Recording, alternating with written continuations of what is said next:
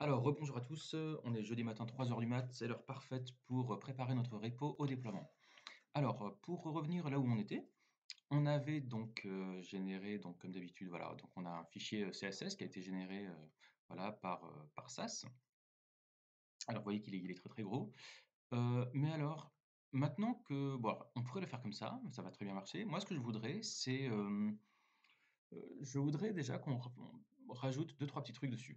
Je voudrais qu'on rajoute des préfixeurs. Alors, je ne sais pas si vous vous souvenez, mais il y a, parfois quelques soucis avec il y a certaines fonctionnalités qui ne sont pas encore connues par tous les browsers et donc c'est pour ça qu'on utilise des préfixes. Donc par exemple, je crois que border radius, voilà, donc par exemple, si vous utilisez, display grid. Normalement, quasiment tout le monde le comprendra, mais c'est possible que si vous avez des utilisateurs qui utilisent Internet Explorer, Display Grid, il comprendra pas. Donc c'est pour ça que, si ce Display Grid ne marche pas, pour, Microsoft là, donc le MS et Microsoft, eh bien on met display, on met -ms-grid. Le -ms en gros ça veut dire, c'est quelque chose qui est uniquement pour, Microsoft, donc tous les autres navigateurs, vont ignorer ce machin et ça, Microsoft Internet Explorer peut le comprendre.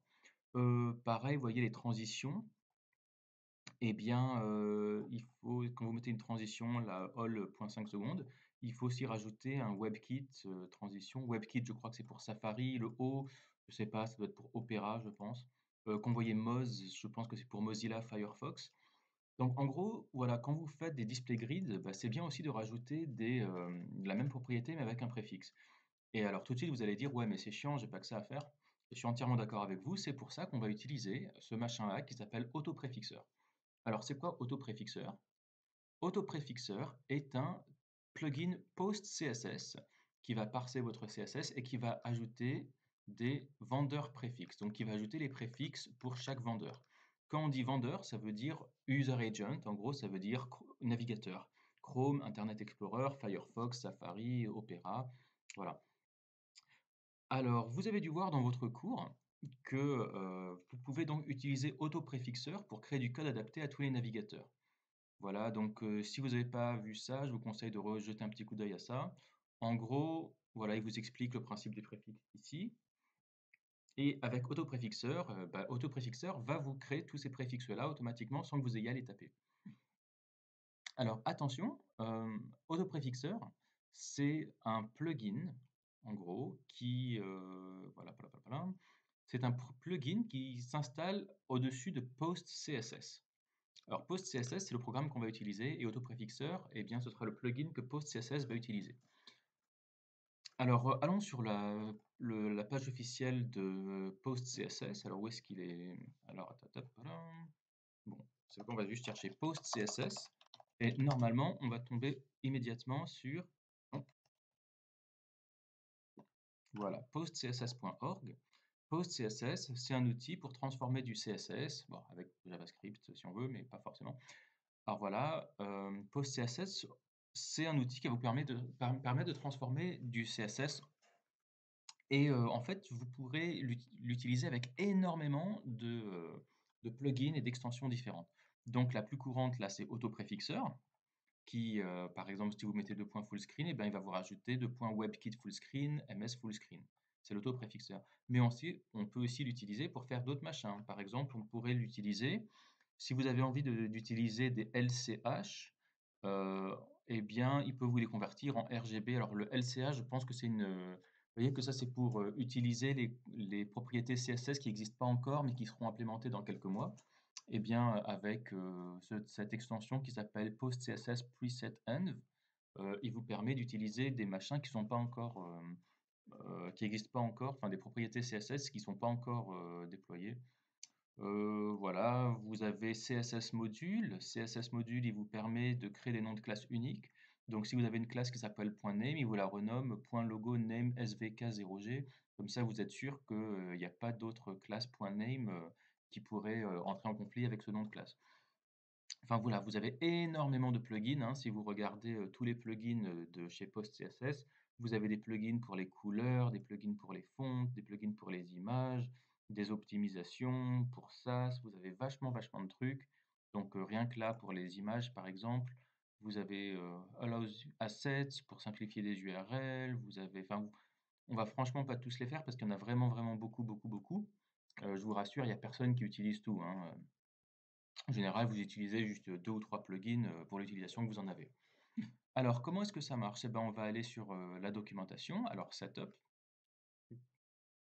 et alors voilà, on arrive donc sur la page GitHub. Et alors, ils disent You can start using PostCSS in just 2 steps. Alors, le premier des trucs, c'est il faut utiliser des extensions. Donc, find and add PostCSS extensions for your build tool. Donc, ça veut dire que PostCSS tout seul, en fait, il ne fera pas grand-chose. Il faut forcément lui mettre des plugins, des extensions, comme là, je viens de vous montrer. Euh, alors, c'est quoi un build tool? Un build tool, c'est un outil qui va préparer votre site au déploiement.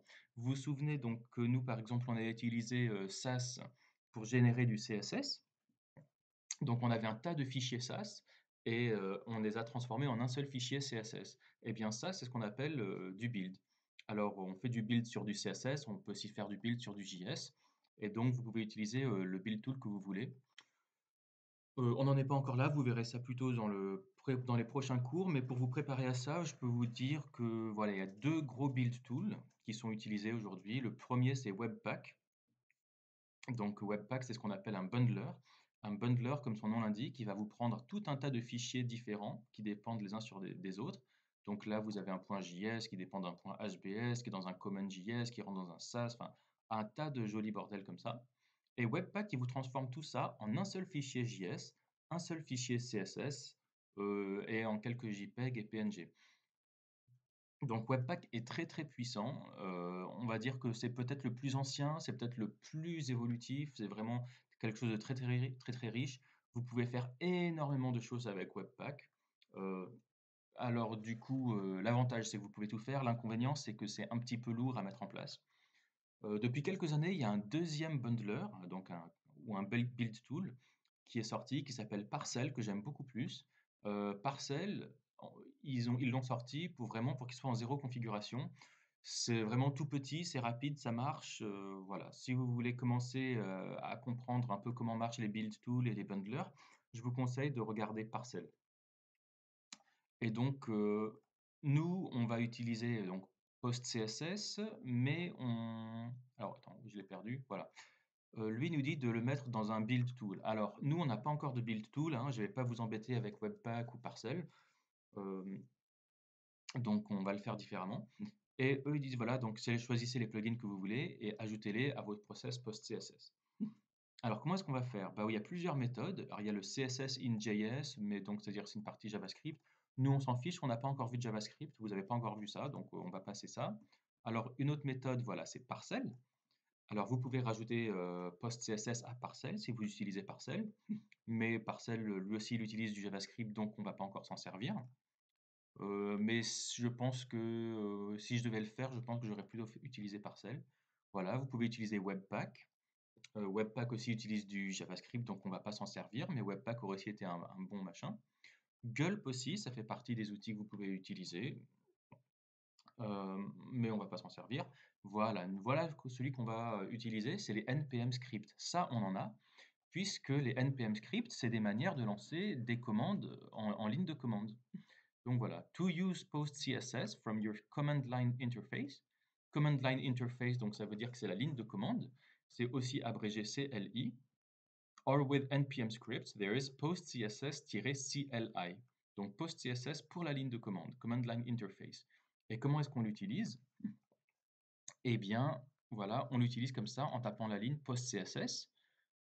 Et alors, on lui dit d'utiliser le plugin qu'on veut. Donc là, par exemple, il a utilisé le plugin autopréfixeur, qui est également celui qu'on va utiliser. Vous voyez qu'il prend un fichier en input et que, bon, normalement, le main.css, il vient avant, là. Il dit "-o", donc ce sera output. Et voilà, et vous lui dites en fichier, en output, je veux tel fichier CSS. Enfin bon, là, c'est juste un exemple. Donc, on va plutôt voilà, cliquer sur ce postcss-cli, puisque nous, c'est celui-là qu'on veut. On veut mettre ça dans notre script npm. On arrive donc là, sur postcss-cli. Il nous dit voilà comment l'installer. npm, i, c'est install.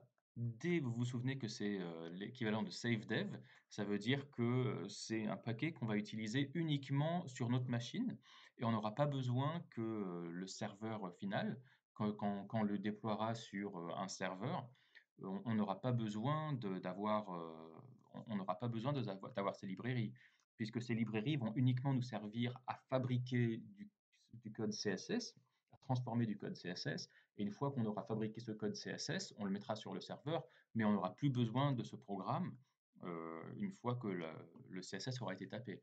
C'est un peu comme pour dire ces deux paquets-là, PostCSS et PostCSS CLI, c'est un peu la machine à écrire qu'on va utiliser pour taper une lettre. Une fois qu'on aura tapé la lettre, on l'enverra sur le serveur, mais on n'aura pas besoin d'envoyer la machine à écrire sur le serveur. Enfin bon, voilà. Donc npm id, alors allons-y. Alors, très bonne pratique, regardez toujours votre package.json quand vous installez une dépendance. Parce que là, on va vérifier qu'il y a une ligne qui va apparaître dans les dev dependencies. Alors, npm, alors i, voilà, ça veut dire install. Donc, vous pouvez juste taper i si vous avez la flemme, mais sinon, voilà, c'est install. Le "-d" majuscule, hein, n'oubliez pas que c'est D majuscule, c'est juste une manière rapide de taper save dev. Donc voilà, ça veut dire que ce sera une dépendance de dev, ça veut dire que ce ne sera pas présent sur le serveur. Et ensuite, donc voici les deux paquets qu'on veut installer. Le premier, c'est PostCSS, et le deuxième, c'est PostCSS adapté à la ligne de commande, CLI. Alors, allons-y. PostCSS et PostCSS-CLI. On installe. Alors, il se peut que ça prenne quelques secondes, et regardez bien ici, là, normalement, j'ai deux lignes qui vont apparaître. Hop, voilà. Donc, j'ai PostCSS, il me l'a installé en version 8.3.11, PostCSS CLI qui s'est aussi installé. Voilà. Alors, d'ailleurs, si vous regardez dans les nodes modules ici, voilà, vous devez avoir un PostCSS qui est. Voilà, il y a PostCSS qui est ici, et PostCSS CLI qui est là. Parfait. Alors, maintenant, comment est-ce qu'on s'en sert? Alors, usage. Donc voilà, c'est un peu ce qu'il disait là sur, comme il disait avant, voilà, c'était, il faut taper donc PostCSS et donc il faut lui donner un fichier en entrée. Vous pouvez rajouter quelques options comme un plugin à utiliser. Ensuite, vous pouvez taper "-o", qui est en gros la manière rapide de taper output, voilà, et output.css, donc ça veut dire le fichier que vous avez envie de créer qui sera transformé. Donc il prend un input et un output. Et si ce fichier output n'existe pas, normalement, et voilà, il vous le crée, hein. Et alors, comme avec SAS, vous pouvez mettre "-watch ou "-w" pour aller plus vite, qui en gros, c'est une manière de dire, bah, tu restes ouvert et dès que tu vois une modification sur l'input, tu me refabriques un output. Alors, vous voyez que d'autres options ici, hein, au lieu de, nous on va utiliser le O là, output. Vous avez aussi "-r", qui en gros, ça veut dire le input et le output, c'est le même, ça veut dire tu m'écrases le input. Moi, je vous déconseille fortement de faire ça. Une erreur est vite arrivée. Alors, allons-y. Alors déjà, pour vérifier si ça marche bien, que ça a été bien installé, on va essayer de taper PostCSS tout court, on va voir s'il le trouve. Ah, alors déjà, lui, il l'a pas trouvé. Alors ça, c'est un truc à savoir, c'est que quand vous utilisez voilà, c'est pas parce que vous l'avez installé que vous pouvez forcément l'utiliser. Parce que là, en fait, quand vous le tapez dans la ligne de commande, il va aller le chercher dans vos nodes modules, mais pas dans les nodes modules forcément de ceux qui sont de celui que vous avez installé. Il va sans doute aller le chercher dans vos nodes modules globaux.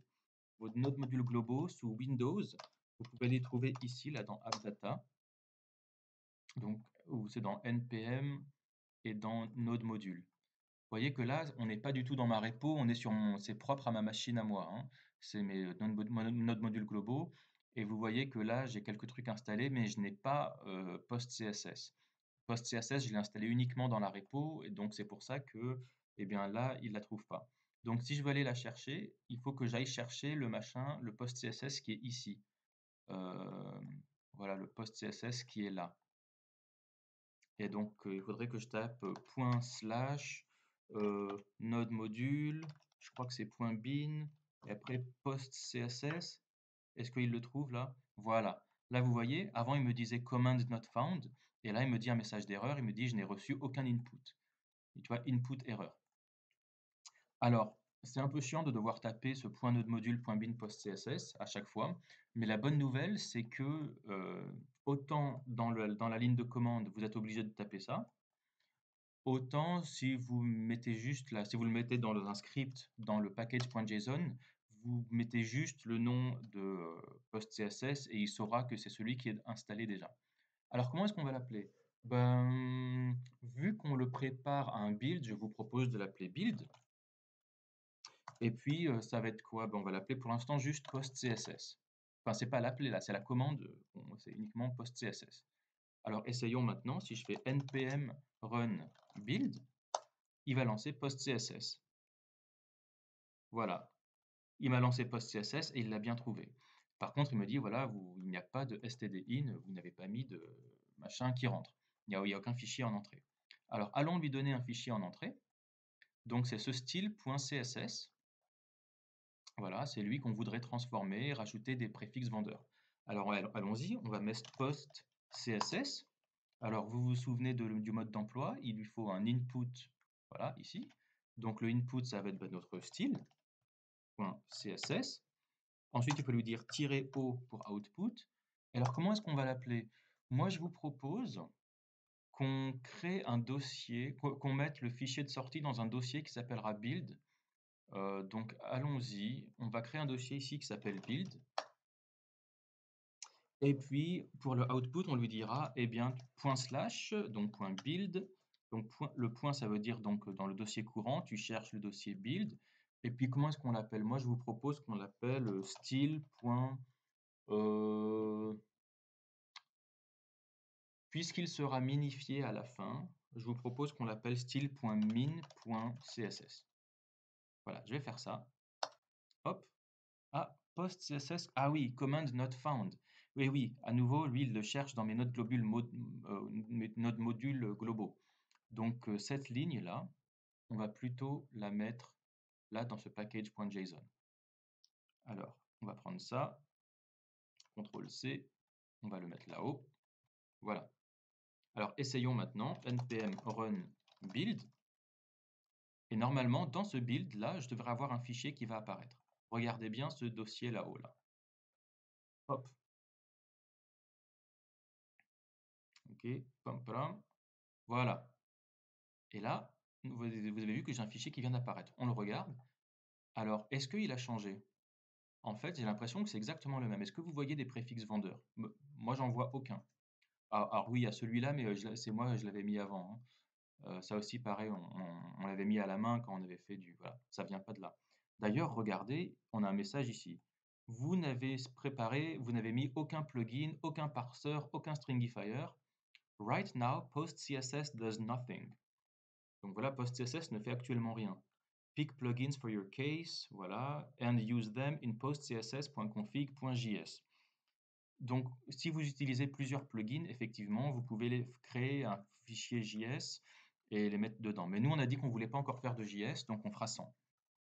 Alors, comment est-ce qu'on fait pour utiliser un plugin? Eh bien, on retourne sur la doc, et vous voyez que là, on peut rajouter des options ici. Vous vous souvenez que sur votre cours, voici ce qu'ils vous ont mis sur votre cours. Ils vous ont dit, voilà, vous regardez la commande qui a été lancée, c'était, alors, voilà, voici la commande qui avait été lancée. Donc c'était post CSS. Ah, attends, je change la couleur. Donc on lui donne un fichier en CSS en entrée, et après on lui donne --use autopréfixeur. C'est le nom du plugin qu'on veut utiliser. Alors effectivement, vous voyez que là, on peut mettre... où est-ce qu'il est le --use? Voilà, il est là. Vous pouvez mettre -u ou --use avec la liste des plugins que vous voulez utiliser. Alors nous, lequel on veut utiliser? Bah, on peut utiliser déjà autopréfixeur. Vous voyez qu'à partir de 4 lignes, il va nous créer une dizaine de lignes avec tous les préfixes. Et en plus, on peut lui dire, on voudrait que ça rende le code compatible avec les 4 dernières versions de Internet Explorer, les 4 dernières versions de Chrome, de Firefox et de Safari. Alors, bah, utilisons-le. Comment est-ce qu'on fait pour l'installer? How does it work? Documentation. How does it work? It is recommended. Alors, je vais peut-être aller sur le GitHub là. Voilà. Donc là, on est chez autopréfixeur. Autopréfixeur. Bla bla bla. Donc voilà, il vous dit exactement comment ça marche. Il dit, vous voyez, par exemple, write your CSS rules without vendor prefixes, or in fact forget about them entirely. Et en fait, autopréfixeur va trouver, voilà, il va vous rajouter lui-même les préfixes. Donc là, par exemple, il y avait 2 points placeholder. Et ben, il a rajouté 2 points moz placeholder, ms input placeholder et placeholder. Alors, comment est-ce qu'on l'installe? Ok. Bon, en fait, c'est assez facile, hein. Il suffit juste de l'installer et de mettre use. Mais alors, la documentation est pas tip top. Alors, attendez. Post CSS, blablabla. On va fermer tout ça. Bon, dans votre cours, ils vous le disent, hein, comment faire. Bon, de toute façon, en fait, on a déjà le mode d'emploi, en gros, hein.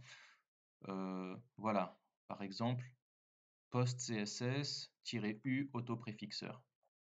Voilà. Alors, n'oubliez pas, si on fait que ça tout de suite, ça ne marchera pas immédiatement, hein. Regardez, je vais aller dans mon package.json et puis donc je vais dire build machin style ok. Donc je vais lui rajouter ici donc -u et je lui mets auto-préfixeur. À votre avis, qu'est-ce qu'il va me dire? Est-ce que vous pensez que ça va marcher? Réfléchissez un peu. Allez, on va voir. Donc je relance le npm run build. Voilà, et là, hop, plugin error cannot find package autopréfixeur. Donc, c'est exactement ça. Vous avez vu le nombre de plugins qu'il y a pour PostCSS? Bah, quand je veux un plugin, il faut que je l'installe. Donc, regardez sur votre cours là. Quand vous avez installé PostCSS, vous avez tapé ça, npm install, et vous avez aussi mis autopréfixeur. Donc, il vous a installé autopréfixeur, PostCSS, PostCSS-CLI. Ah, et en plus, ils vous ont dit de le mettre en global. Ok, pourquoi pas. En global, ça veut dire que ça aurait aussi marché dans le terminal, là en bas, mais que ça n'aurait pas été installé dans la repo. Ça aurait été installé bah, sur votre machine en local, hein, sur ce dossier-là. Voilà. Ce qui n'est pas forcément une bonne idée, puisque ça veut dire que la version de PostCSS que vous utilisez, ce sera peut-être pas la même que celle de vos collègues. Donc, moi, je préfère installer toutes les dépendances dans le projet. Comme ça, on est sûr que tout le monde utilise les mêmes. Ok, donc il faut installer autopréfixeur. Et ben bon, voilà, on voit comment faire, hein. npm install autopréfixeur. Allons-y. npm, comme j'ai la flemme, je mets juste i, autopréfixeur. Et maintenant, regardez, il va apparaître là en ligne 21, alphabétique, normalement. Donc là, il va sur npmjs.com, il le télécharge. Hop, et voilà. Ah, mince, mince. Il me l'a ajouté en dépendance de prod. Moi, je voulais qu'il soit en dépendance de dev. Je ne veux pas que ce machin soit installé sur le serveur, j'en ai pas besoin. Donc, on va le retirer. npm remove autopréfixeur. On le retire. Vous voyez que maintenant, voilà, parfait, c'est parti. Et on va le réinstaller. Et cette fois, je mettrai bien -d majuscule, save dev, pour qu'il me le mette dans les dépendances de dev. Allons-y. Alors, à chaque fois que je tape un truc, vous savez que moi j'ai 3-4 lignes qui s'affichent là, c'est parce que j'ai un debugger qui est attaché à mon terminal. Ce ne sera pas pareil chez vous, hein, vous inquiétez pas. Voilà, j'ai bien autopréfixeur qui est là. Maintenant, ça devrait marcher cette ligne-là. Build, post CSS, CSS. Cette fois, quand il utilisera le autopréfixeur, il devrait le trouver. Alors allons-y. npm run build, lançons-le. Hop.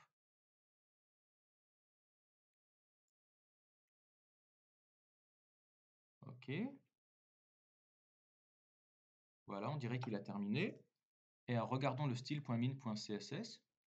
Normalement, il m'a rajouté un tas de préfixes. Regardons si ça a marché. Ah, regardez ça. Voilà. Ces machins-là, ils étaient pas là avant.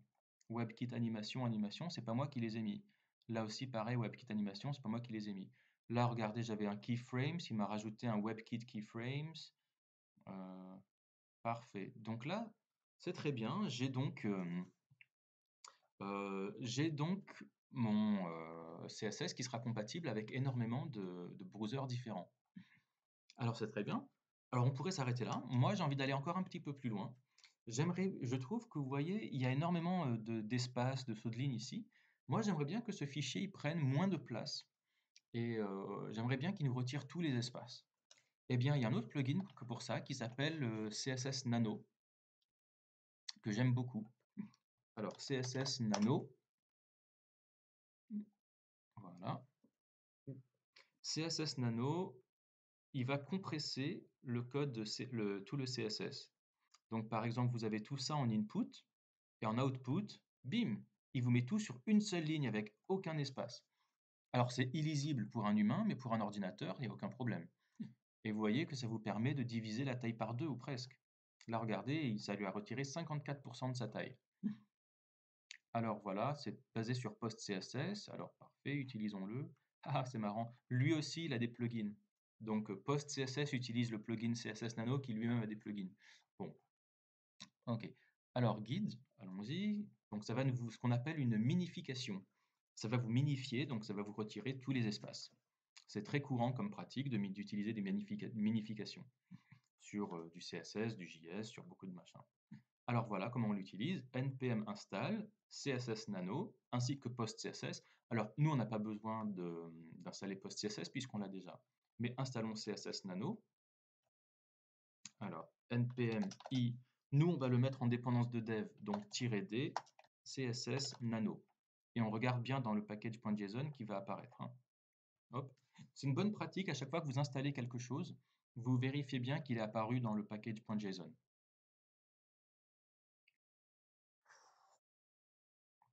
Parfait, il est là. Et bien maintenant, on va essayer de le rajouter dans notre script. Alors, on a déjà dit use, on a mis autopréfixeur, et puis après, on peut. Alors, j'ai essayé, je ne savais pas s'il fallait mettre une virgule, mais en tout cas, moi j'avais essayé avec une virgule et en mettant CSS Nano. En fait, d'après ce que je comprends, il ne faut pas mettre une virgule, il faut juste mettre un espace, et lui, il comprend. Donc, on lui a dit, maintenant tu vas utiliser autopréfixeur, et après, tu vas utiliser CSS Nano. Alors, regardez notre fichier là. Là, je vous le mets là. On va faire le npm run build et regardez ce qui va se passer normalement. Il y a tous les espaces qui vont disparaître d'un coup. Vous êtes prêts? C'est parti. Hop. On espère que ça marche. Bim! Et voilà. On a un fichier CSS minifié avec des préfixes. Alors, c'est très très moche pour nous hein, à lire, mais en tout cas pour l'ordinateur, eh bien, ça lui a rajouté, enfin, ça lui a dit, rajouté un petit peu de vitesse, un peu de rapidité. Bah, tout ce qui nous reste à faire maintenant, c'est que dans notre index.html, il suffit d'aller lui dire bah, va chercher, ne va plus chercher le style.css, mais va dans le point build et va chercher le style.min.css. On va faire ça pour lui. On va faire ça aussi pour tous les autres restos. On va leur dire alors va chercher, c'est quoi c'est point slash point slash build slash voilà. On va prendre voilà, cette ligne-là, on va la copier là. Pareil, on va la copier là. On va la copier là. On va servir. Est-ce que... Ah, il est déjà en train de servir, parfait. Donc on est sur notre port 5500. Ah, on va réactualiser. Voilà. Et j'ai mon site qui marche toujours bien. J'ai mon site qui marche toujours bien. Voilà, c'est parfait. Sauf que cette fois, mon CSS, il est minifié. Si je regarde, voilà, je réactualise la page. Où est-ce qu'il est? Mon CSS minifié, il doit être quelque part par là. Alors, c'est l'index.html, et ensuite, c'est sans doute ça. Non, ça c'est le font awesome. CSS2. Ça c'est WOFF2, ça c'est des fontes. Voilà, content, c'est pas lui? Non, c'est pas le content, nous il s'appelle style. Hmm. Intéressant, je sais pas. Enfin bon, bref, ça marche. Alors n'hésitez pas à regarder encore, hein, il y a un tas d'autres plugins qui existent, qui utilisent, enfin que vous pouvez utiliser pour post CSS plugins, mais vous en avez vraiment énormément, hein. Si vous regardez allez, si vous regardez là la doc de post CSS, ils ont vraiment pas mal de trucs. Alors attention, ils sont pas tous bien, hein. Par exemple, enfin voilà, regardez, vous voyez qu'on a utilisé CSS Nano, donc lui c'est génial. Euh, Voilà, vous avez des linters qui vous trouvent des problèmes dans le CSS, des machins pour les images qui vous... Ah bah ça c'est bien ça. Inserts image dimensions and inline files. Ah c'est bien ça. Alors, il vous dit comment l'utiliser.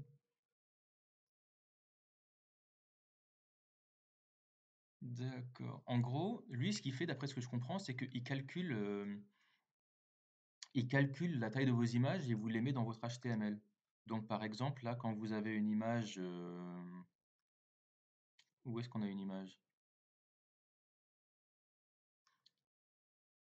Ouais. Enfin bref, c'est toujours, c'est bien de mettre quand vous avez, attendez, hop, JPEG, voilà. Quand vous avez une adresse, quand vous avez une source là avec une image JPEG, c'est toujours bien de mettre width égale, je sais pas si c'est genre 1024 pixels et height égale. En gros, vous mettez bien les dimensions de cette image-là. C'est vachement bien de mettre width et height. Comme ça, quand l'image n'est pas encore chargée, euh, il vous réserve une place, ça lui réserve une place sur la page. En gros, vous savez, parfois vous êtes en train de lire là quelque chose, et d'un coup, il y a l'image au-dessus qui apparaît et ça pousse le texte vers le bas. Et vous, c'est chiant, vous étiez en train de lire et ça pousse le texte vers le bas. Et bien, si vous mettez un width et un height sur une image, ça fait plus ça, parce que même quand l'image n'est pas encore chargée, le texte il s'affiche en dessous. Donc là, vous voyez, il y avait ce plugin Post CSS Assets qui vous permet de faire ça. Il y a vachement de plugins d'extension pour Post CSS, donc regardez-les bien. Alors, vous n'avez pas besoin de tous les connaître, mais c'est bon à connaître. Je vous conseille pas forcément d'utiliser tous les plugins. Je trouve qu'il y en a d'autres qui sont mauvais, que je vous déconseille d'utiliser. Par exemple, il y en a un que j'aime pas du tout, qui s'appelle Rucksack. Rucksack, ça veut dire sac à dos. Et pourquoi je l'aime pas, lui? Parce que, en gros, Rucksack, hop, hop, hop. Ah, il s'appelle Satchel maintenant, intéressant. En gros, si je peux vous montrer, voilà. euh, Lui, en gros, il vous permet d'écrire trois propriétés dans une. Et, enfin, moi, je l'aime pas parce que le jour où vous commencez à l'utiliser, ça vous fait, vous êtes obligé d'écrire du CSS un peu bizarre et vos collègues ils comprendront pas. En plus, ils sauront pas que vous utilisez ce plugin. Enfin bon, bref, moi je vous le déconseille. En tout cas, voilà, vous avez appris plusieurs choses. Euh, Vous avez appris, alors attendez, vous avez appris d'une part, alors, bah voilà, à utiliser NPM, à installer des dépendances avec NPM, à les installer à les installer en dev. Vous avez donc appris à installer toutes ces dépendances-là. Vous avez appris à créer un script, à lancer le script, voilà, avec les plugins que vous voulez. Et voilà, vous avez appris à minifier, à rajouter des préfixes, voilà, et voici votre CSS final. Alors, vous n'êtes pas obligé de faire comme ça, mais c'est très bien d'avoir un peu une petite expérience d'utiliser des dépendances et de les utiliser. Donc soyez curieux, n'hésitez pas à installer un tas de machins. Voilà, vous faites des npm install autant que vous voulez. Et puis si ça vous plaît plus, vous faites des npm remove. amusez-vous bien à faire un maximum de trucs, n'ayez pas peur de casser le machin. Nous, en tout cas, ça suffit, comme ça, donc on va faire commit, on va faire, minify and add vendor prefixes. Voilà, je vais plutôt faire CSS minify and add vendor prefixes. Voilà, on ajoute, on fait un petit git push et on est bon. Bah, maintenant, il nous reste plus qu'à déployer notre site sur GitHub Pages et on fait ça tout de suite.